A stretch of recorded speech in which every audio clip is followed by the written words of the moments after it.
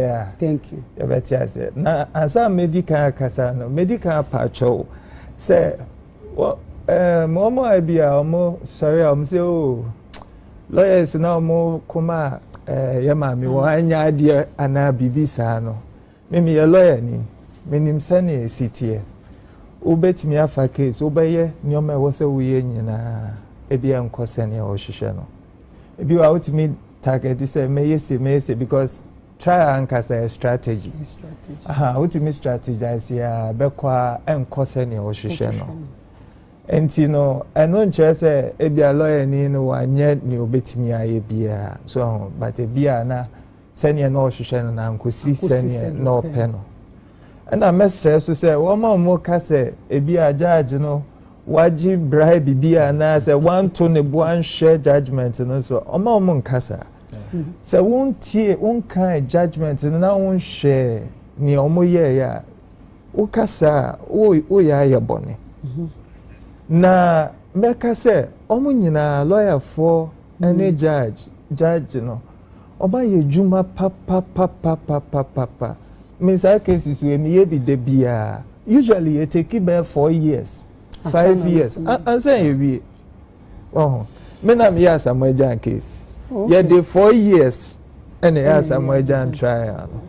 So it takes time and it takes effort. And Bausha case when you know lawyers in yeah more addresses, yeah witness statements, and my judge and it's not throw this judgment all in 1 month. Okay, it's your judgment. So what kaka near Yamame. Serwaa Akosua Serwaa no ohwehwe o se yen ka se ono no ye na ma be ma mi Odo Broni enhodi ne ho out se oyeye na mema busua no so enhodi we se oyeye and the transition count say mom release body ne ma no and Odo Broni ka say ono so counter claim say Akosua Serwaa kra no onye ye as at the time ya papa we no no oyeye san say ya ware no amamre kwan so enti no say ne kosi ye and a judge no now had to determine same way nyina they are very important there was obia hu ne say ya mame Serwaa ka say na ware na oni ye jalumba ware ye no a civil marriage ewo Germany. Waho. Enti yamra no so no.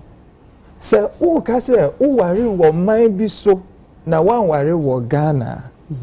E wo sa wutimi kire court no sene aware a ewo man no so no etie. E say judge no okọ Ghana school wankọ Germany school.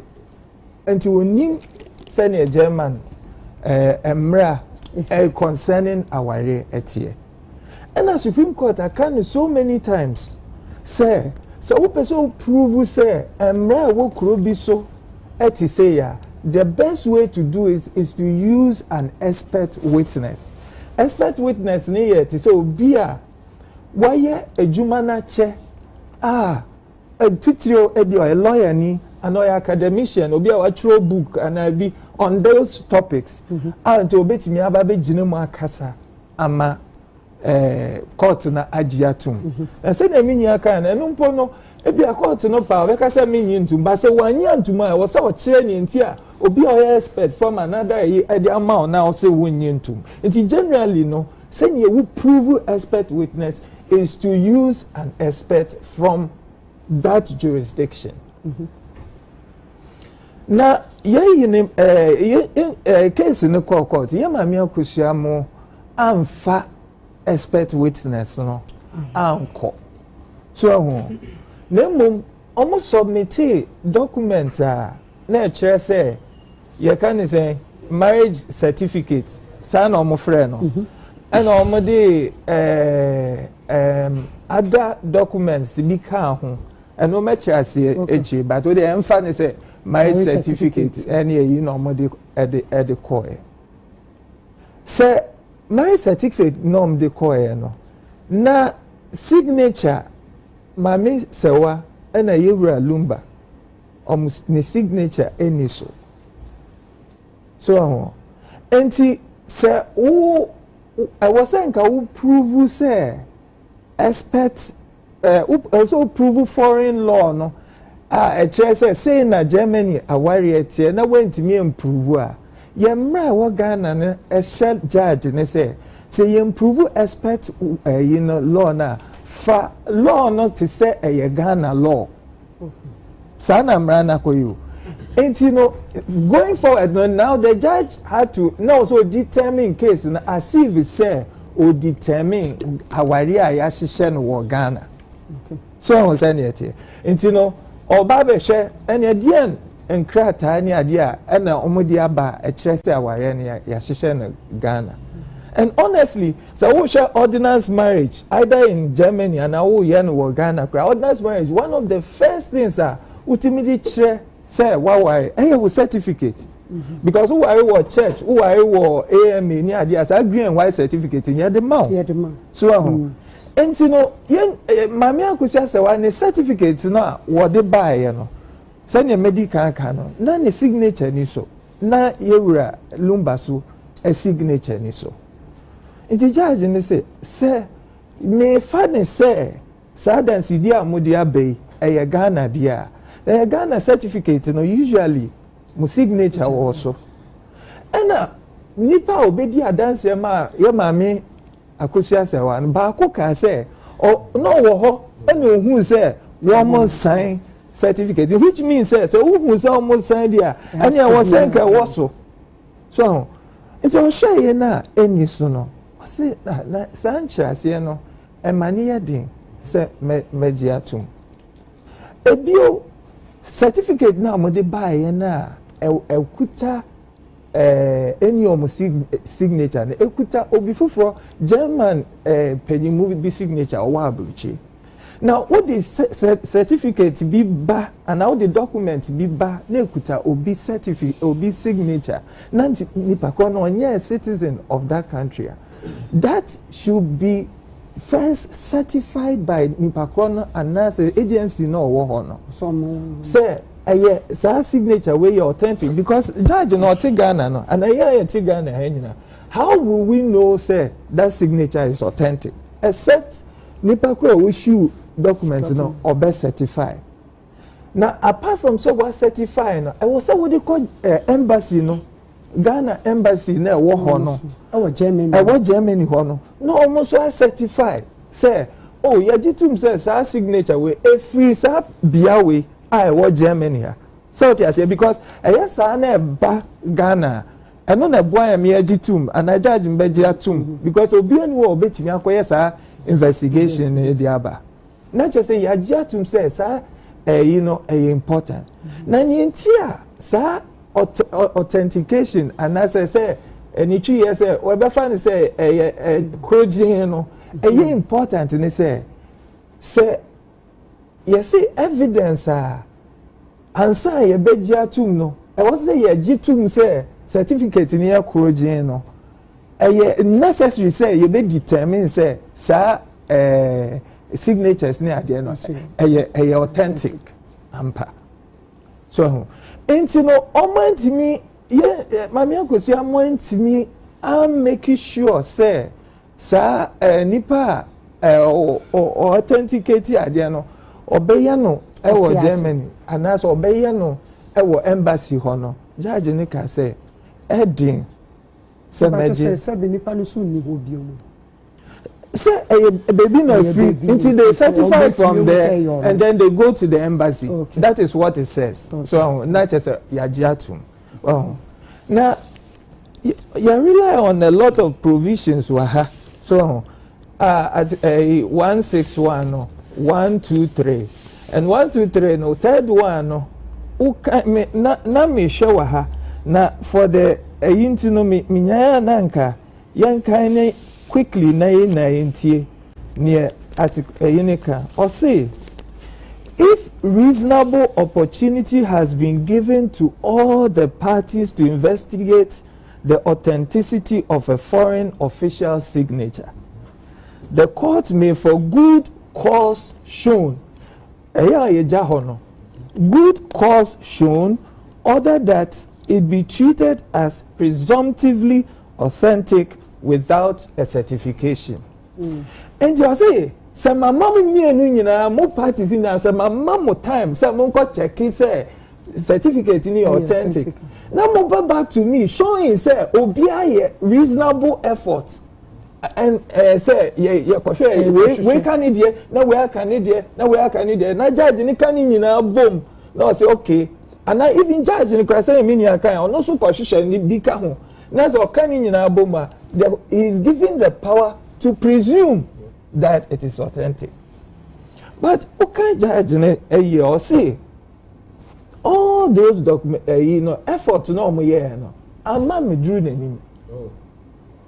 Asa medru nanim say let us ye try ye edema embassy for say effort omo all those things she was not aware of it. Well, so sa medru nanim it is very difficult to say from where she is sitting say the effort was being made to make sure that the certificates are authenticated. So, and like I was saying, say, well, Ojiatum say a Ghana, a man who follows so dear. Also, she say, Nyomana omo de buy as emitted the standards are set for a Ghana court. And then also medical can say or say there was no signature on both sides, like Obani signature ni ho, Bemani signature ni so. Nti Osha ontimi admit say and I say okay, so me exclude even all these documents from it. I was saying me share say what the other evidence by bet me prove to me say still mami any papa worry by civil marriage. Nti dia bio na modi brand mo the picture ne buy. Picture modi buy you know. Picture ne share say Bemani or Bati who almost signed document. Document, you know, obi and where the cray was.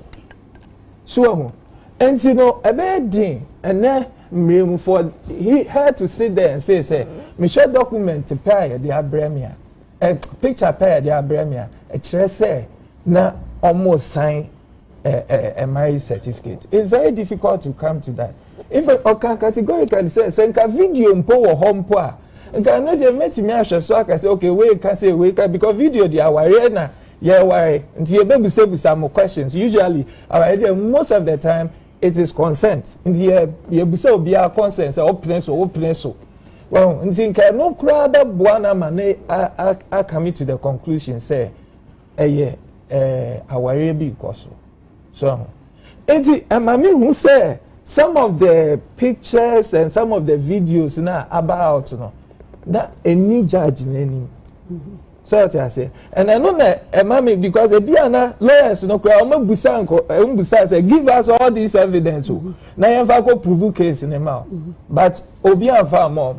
And clients always do that because sometimes you case out to me my pressure me here you far mouth and so assemble you like I said now we cry and you know but court there they biano obi determine a case based on the evidence and court system no most of the time almost all the time and yet the judge responsibility say or back up evidence ni be the abebu because yes sir onye yempo yes waje bribe nanka yes you judge no hwehwe no akope we ni o de beba betu nanim no eno no de ebeye adwuma bajo okay Mbisa. Oh, Macho. Okay. No, okay. Okay.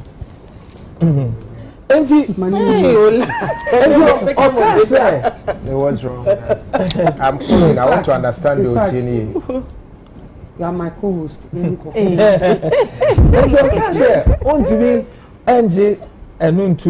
I say, but there are certain things yen na yagia to mansa case in your best start. Yeah, you lawyer for they be a pleadings near the pleadings which say be chopper say masem new say nti hwe ni say mami na ya the evidence akọ all the evidence akọ the first thing is so obi the evidence be ba na obi ka asem bi na one name so you object to it okay say we me play we anya sa na tie so one object to it the first thing a judge in the say we na fana no correct unless say there's other evidence on record e be boa manaka say okay we there enya sa na tie enti oka say mami Akosua from 1999 like obi ajitum 1991 obi ajitum say oware daddy limba by custom well and no it was obi an challenge lawyers na challenge and a fact so that means after they know say no yawa mamene oyelumba customary if you are because mami samra mechi say mami Akosua timi prove say na warrior na why was German and no ejinemu na judge ni G2 mu a enka the customary marriage na hu hia because of converted the call and I say judge ni G2 mu a enka ontimi hold say mami Odo Broni oni lumba why because so why by custom na mra ya G2 ma eno ye monogamous and ma kwan ma hu why bi nka ho nti emfa ho whatever enka ontimi nyintu say oni mami Odo Broni aware but because or say the proof to prove say civil marriage existed in Germany was not and enough the final standard of woman to me a new standard you know but say video no na before the court what was the evidence via no evidence the judge or pronounce on evidence as at the time or pronounce no na done him okay it when undone him it is a ni nanim there no war and all the can asem na the other can asem no so no me ameti as a lawyer no me instead who man say man no you see any man crudging sana man the BSCT it yes or done bibi mrana no use you me tell very difficult to see say wadani bibi in any way so because documents na foreign no say you authenticated so G2 nka court of appeal so betimi aka say no adewe na nya properly authenticated until ombeka say no they can overturn it ena senka yetimi prove or timi mami Akosua timi prove say na warrior ne German warrior say na tie me ametimi ama me ho example my sister oye ni divorce wo America well because traditional marriage wo Ghana no na America for no person omote how Ghana marriage tie and lawyer bi sija ko MP so am MP John Dako ono di adanse my sister so and omoji say okay nti Ghana aware say na tie and omoji so nti no a very necessary requirement and because Supreme Court hold this say so what can foreign law is you find say a fact that must be pleaded and proven at all times and because foreign law it misses anytime ebia the next year na sisa until untimi established law on fan to ho every time you obi ka say I'm using foreign law biano you plead it you prove it that's how it is into no or disregarding all those things no not just or share evidence na war record no so my pictures no show yes show for say wawari ordinance no just picture no say and AI ni ade no picture one giant because picture nkwa enye enough for her because I say nipa mi no amote ho a wo mo sign ade how can you confirm say a marriage certificate no more sign So Lord here I prove bibi prove ni here because sa video ni kan ho dia ka video no e bia anka beboa so e no mo ye bia no mo ko wedding bi go share video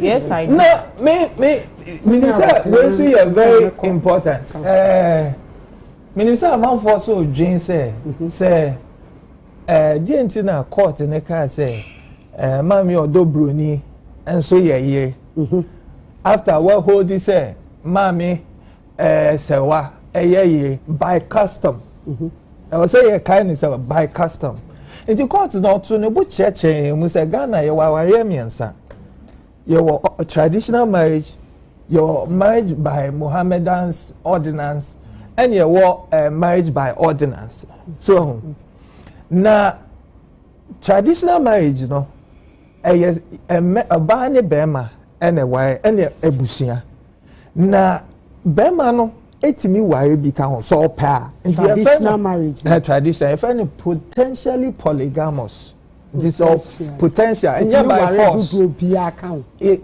tradition etimi wire 2000 here so obetimi asho and Gramofo dear no it set to say traditional marriage no the mom the blesses so near there by no to me why four and ordinance marriage no dear or why bako a Ghana between Bema and your bar no other in the or explain is no can say if or say obi worry by traditional just otimi worry become so and oba mami Odo Broni so and I say mami Odo Broni ne witness obe di adanse man no oba e no o say aware na ye hihye omo hihye yo daddy number fie wo Tantra Hills no omo okobi and by the way judge ne ka say sa witness no o jimi deeper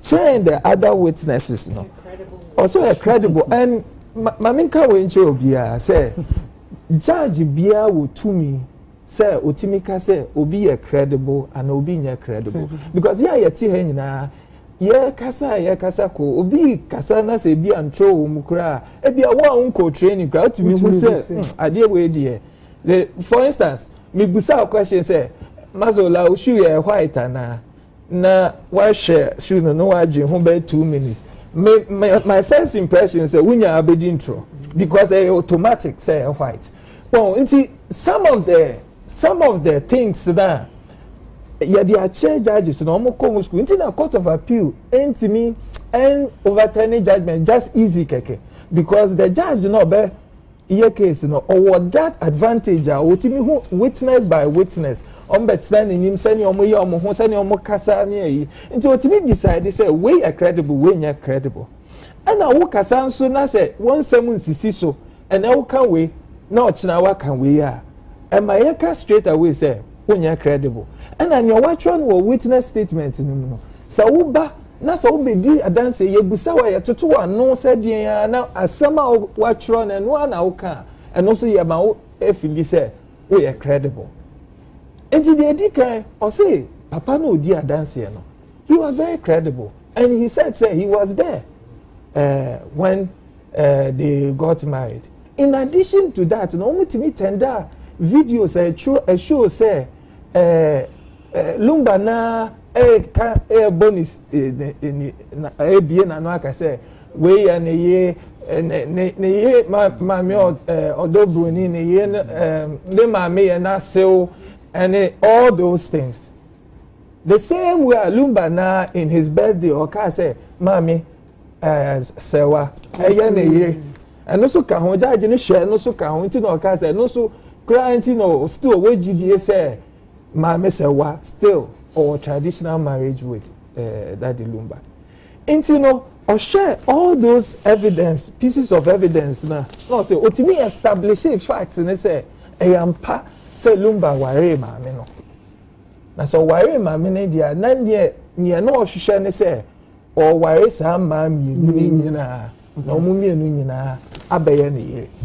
Na ni intention no because by as late as his 60th birthday, if he no otimi still otimi ka say maame say why ye ne year ene na che say no wo gidie say maame no ye ne year ena senior oni maame odo atena ene na wo ma 6 there were people present when owari no there were pictures showing say ordinary show obia say o ye no che so ye no say ka say even po senka wanya ne ho ade a emramu no ya wo bibi e frɛ no presumption say aware egina ebema ne oba entem sɛ wo yɛ bɛma na sɛ wo ne oba etena na bebia one ne fa bebia o se o me wife nie o na fufuo nyinaa nim ne sɛ o wife nie o na fufuo nyinaa na makwayi abom ya sɛ o Mr. and Mrs.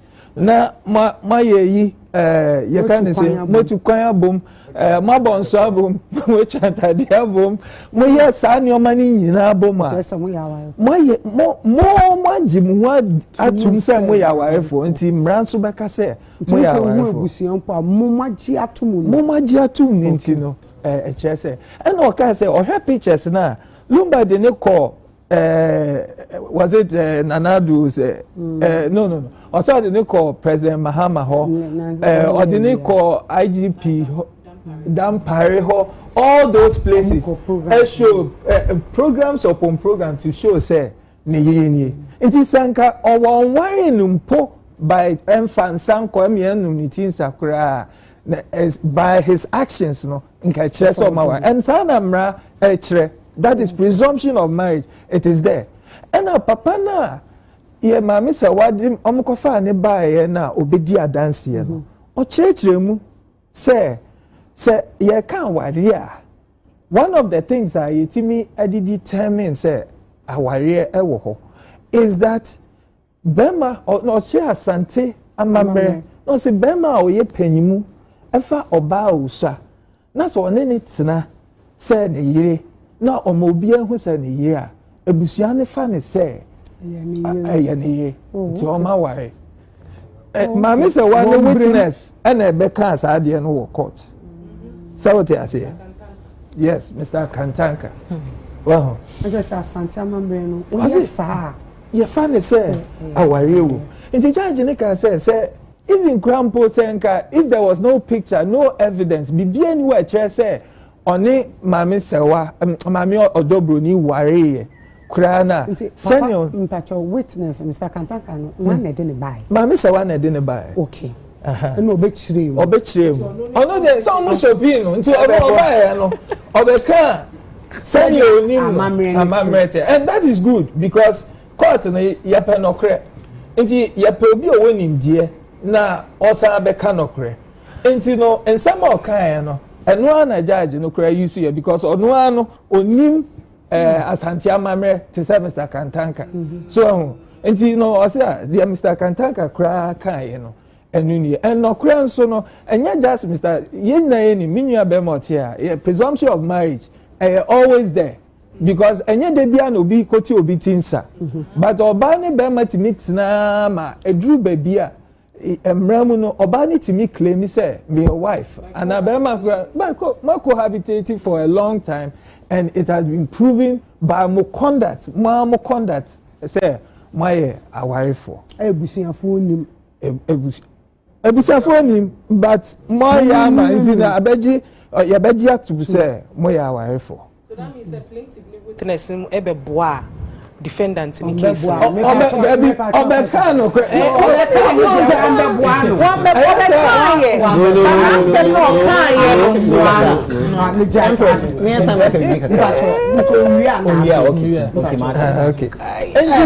problem and you know judge ni share sa ni o mani nyina wo ena odi making decisions say o share that the lumba oye and oka bibi minim say bi mu aka judgment no mo ntia say oye ya be discuss even the issue of domicile mechanic domicile che say baby a wote so na emremu no usually no na nka baby a wo no ehomra ene ye di adwuma so na emremu ne wo domicile ne wo ni me place of domicile of origin and domicile of what's the other one? Of choice. Thank you very much. What kind of my co-host? What be? Document. So document is in your head. Na so kase domicile of origin the all patch and say honey a wo. And Ghana for baby it is maybe I won't work Ghana but or US citizen because the same nipa no undi nine can say Ghana they na still oyeje because ye say Lumba Ekita German citizenship. Nti ebi movie say oh na say we cry there nka German for omo ayi om tim perform body kokra ni ade. And na judge ne kire say wo domicile no a wo na eno ne ehwe so emra edi determine wasem. So what I say. Na domicile ni wo domicile of origin ni wo domicile of choice. Origin no ye baby e wo ni ade. Domicile of choice ni wa kofa. But domicile of origin no lose because automatic ya wo no we ya Ghana ni we ya dia lose who ko domicile of choice na yes wa ba be fasa domicile na emom so wo free baby a wa kwa choose say wo tena ni ade na wo sanse san wo suban ni bibia na wo san ba wo domicile of origin na yet say we to domicile of choice na passport encourage just what to actually no was but na hold it as a fact say well who say Lumba betna Ghana for more than 17 years na so bia opeso we Germany no enka obekọ Germany kakrampo but o see the tnabia Ghana our betna awo ma 6 ewa ha nti ono na dream no sisia no opeso ye Ghana ni opeso still no kita passport no but say ye share the law na was say apply no say I was so apply Ghana law because who say Lumba no opeso tena Ghana no ye Ghana ni wrong in that context enti judge no otonibo say me share judgment na me who say otonibo eko bebia fifimu baby wa okra otonibo na say o me chewe ama Ghana for atiase because me who say interest wo case nim enti anya say interest no na determine case no ba me chere say be obia benya atiase kakra about sane ye mra no efa aware ho no esitiefa so enti no minim say me pursue ha minim say be a question bi be ba na okay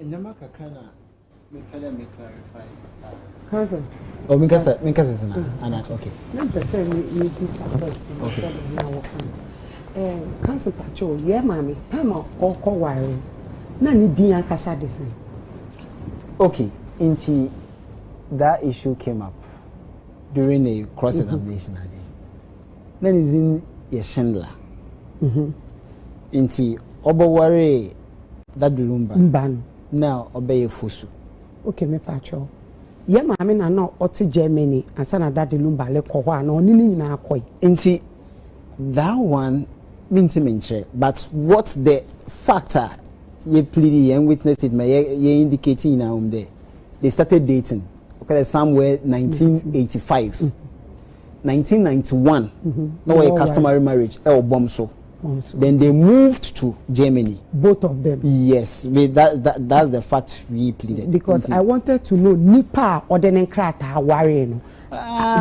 Yeah, mama no ordering krata worry na say yeah papa Lumba no kita krata no de worry. Okay, into that aspect no, you plead na personally no we didn't act because na it was not really of importance with regards to reliefs now you seek to who saying remember reliefs now you seek you know into what was most important was what worry were here what could Germany so those were the major things we looked at but they the people school the people later now yet to take one channel social media sometimes the offense but personally maybe sir mama Akosua make a day I'm like a squire to my senior he's the knight you get it in time I'm prepare man but everything that goes on he tells me into a frame mama Akosua say okra me in office you call me Henry Bra, BTB, so that or take instructions from here. I know I at some point, I feel over Sanso, over from Henry, my Akosua Serwaa, no. So that I hear it. No, my more then I'll go and present it to him. He will look through, no, take this one out, do this, do that. Those technical, then he will sign. He will supervise, he will give the technical direction, BBR, you get it. Into the side in a day, I don't have personal information. They the papers for you and the papers for you. And maybe some missing and many personal information on it. But I'm with personal information. They dated 1985. Or Bawari 1991 or Bomso Kumasi. Then they moved to Germany. Our civil marriage in 2004. Okay, now before you maybe sir. Before you maybe sir. Empress. Maybe some senior. Council, okay, Martin. Handsome Pacho, Abra my lady Ekasano, Okasafa, Odo Broni, any Lumba Awarian. Now, which we say, if you are Mapa Matarabako, Mako program, Mutu Kwanya boom, a Mutu Kwabo Makwa, Makwa, Nasi Busiano, 2 parties family, because Ukasanya was a marriage age in our is a full grand. A family, and a work sutuni. Inti sesia na ukase bia na ma shatare ba ko no mo nko hu ebusi o mu tu ni penu o ma ye ni sesia na asemi abe sesia ebusuan futu no me ebusuan enti na court determine no se court determine a ebusuan fo agitum ma mencheo inti se biso anje antum unti me nyintum obi ani tumi nchen court ye show court show say ye bibi no anya yetimi chill contempt ubekwa ko betimi akoda fiase enti ma me go back na me nchire wase aware traditional marriage and a customary marriage no edikan eye between oba no ene bema and eye also between ebusiano mienu no o ti ase na it's important say ebusuano ye part of our area. Yes.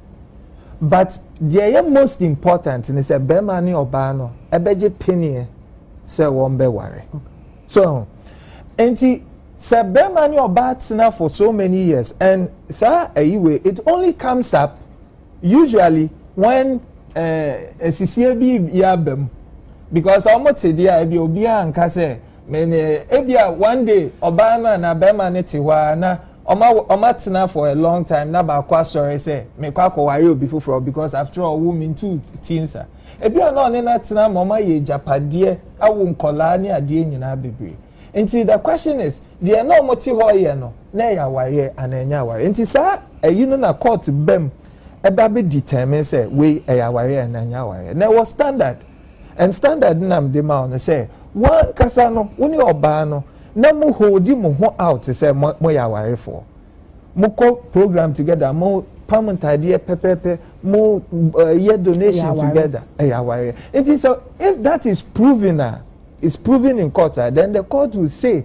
that there is a presumption that na mo ware so I want it ntia empress ntia no ka so de bon nyata de shemu oka say a lot of stuff oka say enka enka evidence imponi ho a but ojitum said there was evidence say Odo Broni ni Lumba ware and oto aso say enka enumponi ho a enka omatna together for this one cohabitation no ni omo put your whole out as obane bema no enka no cry enough to hold say Council submit to me Abuawa.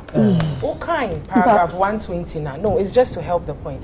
Or say it is noted that customary law marriage can even be accepted through the conduct of the parties or through long cohabitation, and it does not require documentary proof as marriages under ordinance do. Yeah. Pacho, what do I say? So, okay. From the judgment. I say it. Said the Adena on the 12th, Meko Kumasi. Me ko kumas mpamcho. Mam kama me kama se kasa pacho meba. Okay. On the 12th me ko kumas blue bar grand opening e wejo so I fit an part 9 na me jinin. E ko commercial break na ye bar. E betu yaso.